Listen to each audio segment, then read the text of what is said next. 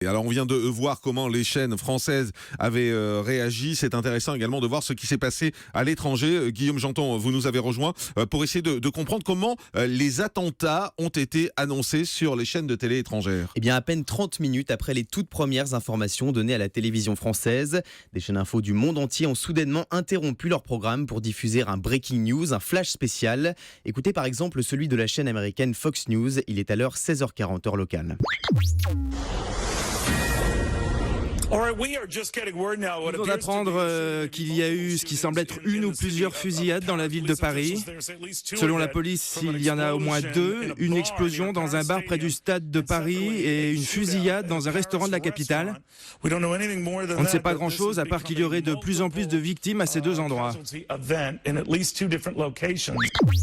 Et pour illustrer ces premiers éléments d'information, Fox News a choisi de retransmettre les images de BFM TV, mais aussi de montrer une photo, celle d'un homme cagoulé avec un couteau à la main pour évoquer la possibilité d'une piste terroriste.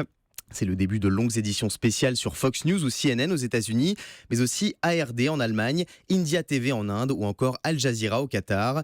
Nous avons joint des journalistes de CNN et d'autres chaînes étrangères et ils nous ont tous affirmé que leurs médias ont déployé des moyens exceptionnels pour ces attentats. Oui, on parlait même de 70 journalistes envoyés par CNN en France pour couvrir ces événements. Et ce bouleversement des programmes à l'étranger ne se limite pas aux émissions d'information. Oui, cela touche par exemple les séries. Selon le Washington Post, la chaîne américaine CBS a annoncé hier qu'elle ne diffuserait pas ce soir les prochains épisodes de NCIS et Supergirl en raison des scénarios trop proches de récents événements.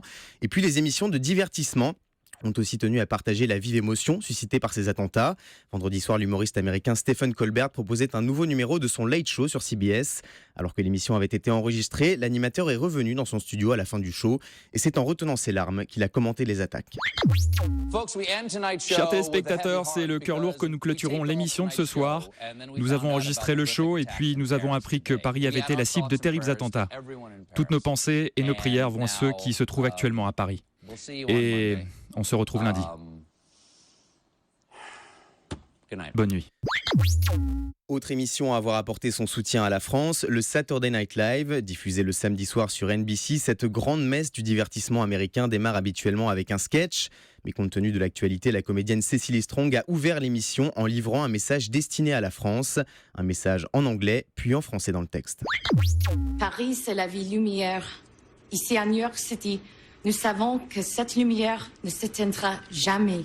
On vous envoie tout notre amour et soutien ce soir. Nous sommes de tout cœur avec vous.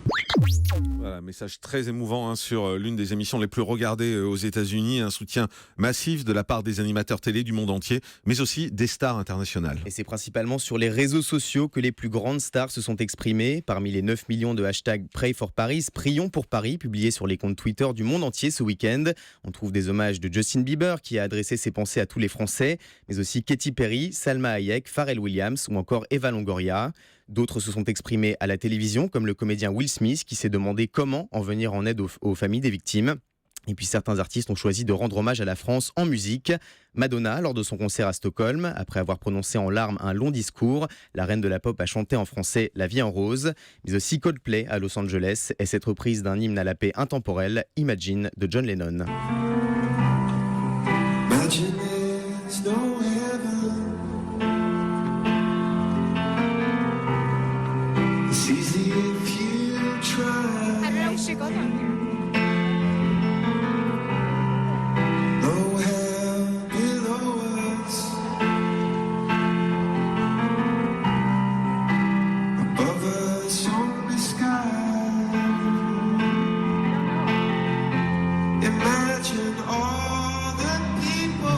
Aux 4 coins de la planète, des hommages à ces victimes originaires de France, mais aussi des États-Unis, d'Espagne, d'Italie ou encore du Chili.